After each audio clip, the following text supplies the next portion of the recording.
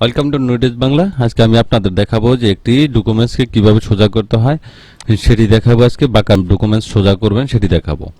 এখানে দেখতে পাচ্ছেন এই ডকুমেন্টসটা এটাকে সোজা হয়ে গেছে, দেখতে পাচ্ছেন। এটাকে আমি কেটে দিচ্ছি। এটাকে আপনারা কিভাবে সোজা করবেন, কিভাবে মানে ফুল রূপান্তরিত করবেন একটি পেজে সেটি দেখাবো আজকে। প্রথমে আমি পেন টুল সিলেক্ট করে নেব। বোর্ডের পি বাটন প্রেস করে দিলে কিন্তু পেন টুলটা চলে আসবে। পেন টুল সিলেক্ট করার পরে এখানে আপনি ক্লিক করে এটাকে আগে প্রথমে আপনি মার্ক করে নেবেন। মার্ক করার জন্য এখন ম্যাক্স সিলেকশনে চলে যাব, ওকে করে দিলাম। ওকে করে দিয়ে এখন আমি মুভ টুল এটাকে ট্রান্সলেট করব। ট্রান্সলেট করার জন্য কন্ট্রোল টি বাটন প্রেস করে দিব, বা এই যে অ্যাঙ্কার পয়েন্ট দেখছেন এখানে ক্লিক করে দিলে কিন্তু এটা কিন্তু অটোমেটিকলি কিন্তু একটা ট্রান্সলেটে রূপান্তরিত হবে। সেজন্য আমি মাউসের রাইট বাটন ক্লিক করে এখানে দেখবেন যে ডিস্টর্ট মানে একটা অপশন আছে, এই যে ডিস্টর্ট দেখতে পাচ্ছেন, এটা ক্লিক করে দিলাম। ক্লিক করে দিয়ে এটাকে যে এই পয়েন্টটা আছে এই পয়েন্টটা ধরে আমি ধরুন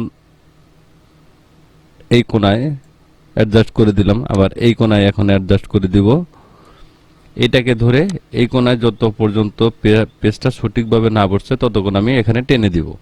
টেনে দেওয়ার জন্য এটাকেও আমি এইভাবে টেনে দিলাম। এখন এটি এই সাইডে একটু বেশি হয়ে গেছে, সেক্ষেত্রে আমি একটু কমিয়ে দিচ্ছি। এই সাইডেও ঠিক আছে, এই সাইডেও ঠিক আছে। আমার এই সাইডে একটু বেশি এসেছে, সেজন্য এই সাইড ধরে আমি ওকে করে দিলাম। এখন দেখুন যে আগের ডকুমেন্টসটা যদি দেখেন আর এখনকার ডকুমেন্টসটা যদি দেখেন সেটি কিভাবে সোজা করবেন। যে কোনো ডকুমেন্টস আপনি এভাবে সোজা করে দিতে হবে, যতই বাঁকা থাকুক না কেন, যত তেরা ছবি হোক, আপনার ডকুমেন্টস হোক, যে কোনো জিনিস আপনি সোজা করতে পারবেন।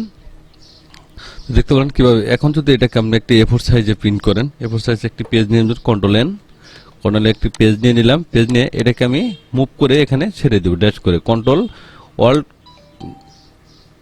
কন্ট্রোল এবং অল বাটন চেপে ধরে এটাকে ধরে এখানে ড্যাশ করে ছেড়ে দিলাম। ছেড়ে দিয়ে এখন আমি এটাকে একটি সাইজ মতো করে এটাকে একটি প্রিন্ট করে দেব।